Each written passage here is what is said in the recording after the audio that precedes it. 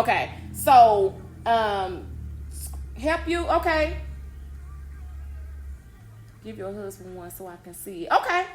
I will. He should have had. No, I didn't leave them in the truck. Because the ones I had with me, I think I sold them. So I will give it to him and put it in the truck tonight. I put it in there with him tonight. I definitely will. But I will. If you got a business, I think you do. You do her too, I think. Whatever it is that you do, send it to me.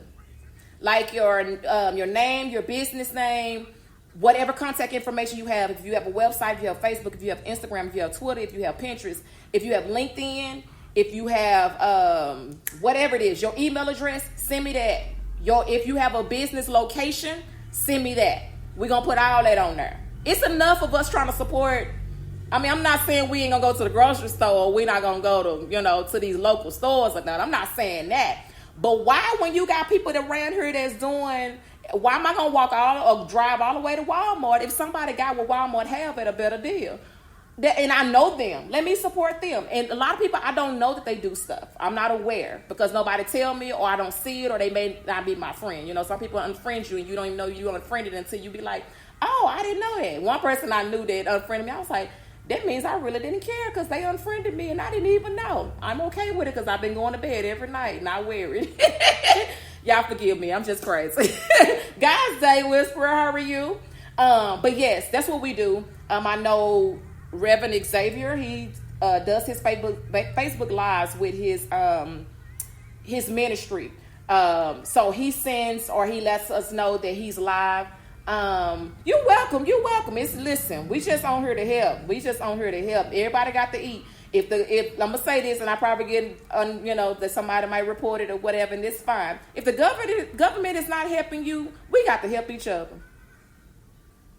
The government not giving you what you need, the funds or the resources that you need to get assistance. Why not help each other? Why not make sure that everybody else is their children are eating every night?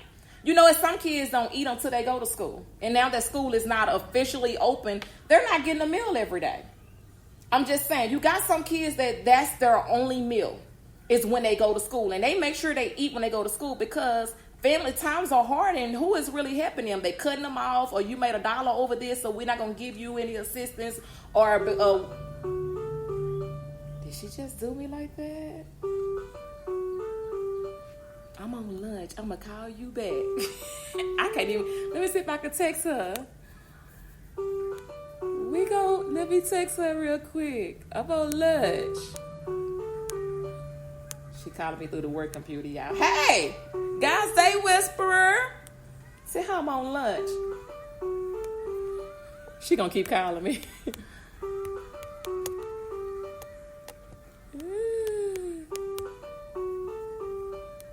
Okay, I just text her. Maybe she'll stop. I don't want to just decline her call. And I can't let y'all just hear what the conversation is about to be about because we be talking crazy. I just text you. And she's gonna keep letting it ring. She petty. She probably watching. I'm gonna call her back. It was delivered. We got to talk. So anyway, I'll text her. I'll call her back momentarily. But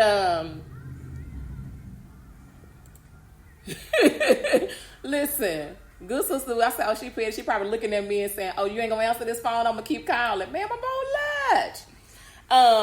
But she got my message. But anyway, this is the only time that children eat. So why don't we make sure that everybody eat? I don't care what your business is or what you do for a living or how you feel about people. You want to be a hater all your life? Fine, be a hater all your life, but support somebody. Go buy these cakes and pies and these plate lunches and all that. Y'all was doing that. Y'all was doing that already. So let's just continue to support somebody else doing that kind of stuff. Don't think that it's all you. If God made $1 bill and you was the only one that had it, who's supporting you? You can't have it all. Support somebody else. Spend that $1 on somebody else. Spend that $5 on somebody else. He made more than $1, made more than one $100 bill, so that we can share and help somebody else. We can go and support somebody else. You got these cakes and pies and cookies and all kind of these goodies that be on Facebook, and you just be like, oh my gosh, like I want that. Be that person that go and support somebody else. I'm not saying you have to do it all the time. I'm not saying you have to buy something all the time. But pushing that share button that's right there hurts you nothing. It didn't cost you a dime. You didn't pull no money out your account. You didn't put your credit card information out there. You didn't do none of that. You just push share and just like send. And that was it. And that's all you have to do to support somebody. You don't have to always buy something. They love your support. Pray for them if you can't. If you're that person that's so envious of somebody else's good doings, their good goings that they have going on. I know I said all that wrong, but that was on purpose. They got something good going for them, and you're that person that hating on them because they're doing that. Pray about that, because that's something that's not them. That's the problem. It's you. You got to work on you in order to share somebody else. It's okay, folks. You're gonna always have somebody doing better than you. You're going to always have, that's the way it is. You're going to always have somebody that's doing worse than you are. But why you got to be the hater? You don't be that person. You push that share button, help them, support them with their business, or call them. If you want to do it privately and just say, hey, I don't want to share your stuff on my page because me and my friend was talking about you so bad that she going to see that I shared your stuff, and then she going to be mad at me now, because I shared it and we both don't talk about you so bad. So let me tell you what I'm going to do. I'm going to send my homegirl over there. I'm going to send my friend over there. I'm going to send my cousin over there. Or I'm going to order this from you. But don't tell them that you got it from me. Because you still that person. You can't even tell your friend, you know what? Even though we don't talk bad about them, we don't did all this.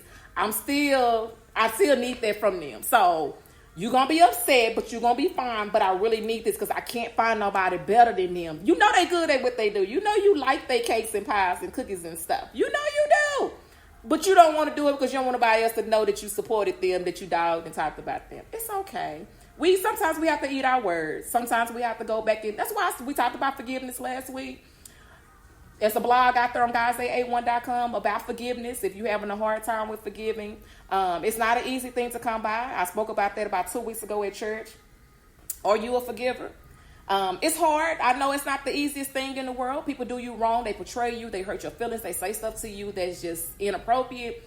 And you feel like, oh, I got to forgive them for what they just said to me. I got to let that go. I'm not saying you're going to forget. But why hold on to that? And that's not the big of God. The way God has been forgiving us for the mess we have done. The mess that we threw up in his face. Okay, I got it.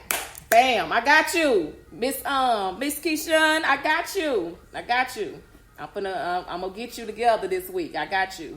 And I put it on the website and on my Facebook. I got you. So my thing is just share, support. I know we don't agree with everything. We ain't gonna, that's the part of life where you got different people, different personalities. It's all good. It's all fine. I'm not saying you got to deal with the people after you forgive them, but don't let that hold you back. You don't know by you not releasing and letting this stuff go and just saying, oh, I'm just going to let it be whatever it is. Sometimes you may not even get no apology. If you don't, move on. I told you my sister and I had that conversation before she passed. Maybe about a month before she passed, we talked about that. And she was like, yeah, don't expect the way people treat you. Don't expect for people to treat the way you treat people. Don't expect for people to treat you that way back. Learn how to move on. Just if you don't get no apology, is that going to stop your life? Is that going to stop you from living? If it's not going to stop you from living, I mean, what are we holding on to it for? And when you think about it, I always think about this. You remember we used to wear those bands on our arm. What would you, WWJD, what would Jesus do? But that was really reality. At the time, I was just like, I really don't understand it. People use it as a joke. But what would Jesus do? We got all these different color bands on our arm because we thought that was the trend at the time. So everybody was wearing these, but we wouldn't really believe in what we had on. We didn't believe that. What would Jesus do? We didn't believe that. But when you think about how the stuff that you have done, I'm not talking about nobody else's life, nothing somebody else has done. I'm talking about your own personal life, the stuff that you have been through. God has brought you from so many different things, from so much. And with him bringing you through the things that he's brought you through, and it was tough, it was bad, you said something wrong, you acted wrong, you acted out of anger, and you did some inappropriate things or whatever, but God still forgave you. So you have to think about it like that. People be like, you forgive people that do that kind of stuff to you? And I'm like, yeah, why am I holding on to that? I'm trying to grow and be better. I don't have time to hold on to stuff that don't. It's not making me move forward. It ain't paying me anything to hold on to that anger. It's not keeping me with my life. Like, if anything, it's hurting me. It's holding me back for what God is getting ready to bless me with, or what's right here, but he can't give it to me because I just won't release that and let it go. I'm looking for growth. I'm looking for better. I'm trying to be, and I'm not perfect, please, by all means. I'm just saying, growing from where I used to be, the person that I used to be, the things that I used to allow, or I used to hold on to let it bother me, and I can't move forward. Why am I hating on somebody or hating what somebody is doing because that's not me, or I feel like that should be me? No. Everybody has a season. That season comes and it goes. And that time, and I told you, we talked about patience last week, being patient, waiting on your time. God has got it, but I told you, that patient thing, he had to really work with me. Me and Kyla had a conversation last week about that. I said, being patient. When you thinking that God ain't blessing me with what I want right now, you talking about something that's at a small entry level, and what he got for you, you about to be the owner of. So why I'm going to wait on God, because now I'm going to be the owner and not at no entry level. Now I'm going to be the supervisor and not no entry level. Why am I hating on somebody else is doing? That's their time, and that's what God want to bless them with, or maybe the devil want to bless them with, because some people serve the devil too. Okay, so but that's what they getting ready to do. Why am I holding on to that? What's for me is for me, and whatever he has for me is what he's gonna. I'm just gonna be patiently waiting on what he has for me. I'm not gonna jump ahead of him and say, you know what, Lord, I need this now. Like, I got to have it now. I don't need to be waiting until next year or next month. Next week, I want it now. I don't know if ands or buts about it. I need it now. Like, we feel like we need things now. And God, and I'm telling you, I told y'all this a long time ago. God will bless you with something that you've been praying about for the longest, because you don't got on his nerves. He's sick of you. He is tired of you, and you don't woe him down. And he's just saying, you know what? Since you can't patient, because I got something better. That's just like revenge. You trying to get revenge on somebody, and you trying to set it up, because we can be petty. We can be the pettiest of them all. We can be petty. But God sets you, he's telling you, I got this. And when he does his work, when he gets ready to do things that you was trying to do, your revenge work that you was trying to do, when he do it, when he got control over it, man, the way he lets it just pop up out of the volcano, it's like, oh my gosh, you thought you was going to let your little 200, 300, 500 friends on Facebook know. No, he let our Facebook know. I don't know how many people on Facebook, but I watched a documentary last week about social media, and y'all need to go see it. Y'all need to watch this on Netflix. Oh my gosh. I was like, that makes sense. That has happened. I think it's called Social Dilemma on Netflix. That was like mind-boggling for me. Go watch that. But anyway, but God, when he does his thing that he does, it's so much bigger than what we can ever think that he can do. Like, we trying to just tell, like I said, your little 500, 600, 800 friends on Facebook, you finna expose somebody? Go ahead.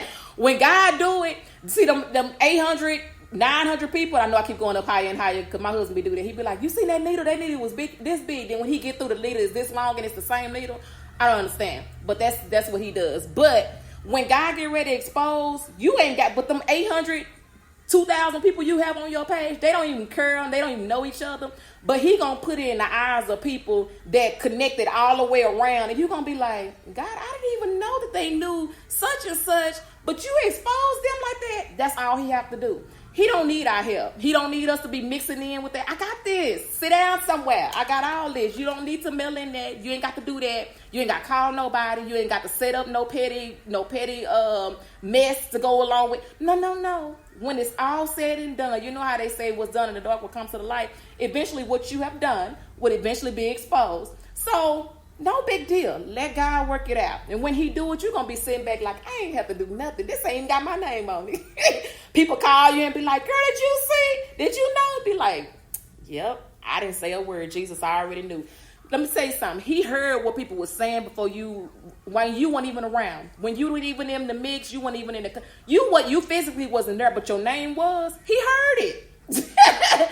When he heard your name being, let's my friends say, your name being juggled around in their jaws, he already was working things out. Don't even worry about it. Hey, congratulations, guys. Day whisperers. Listen. Congratulations, Mr. Braggs. Congratulations.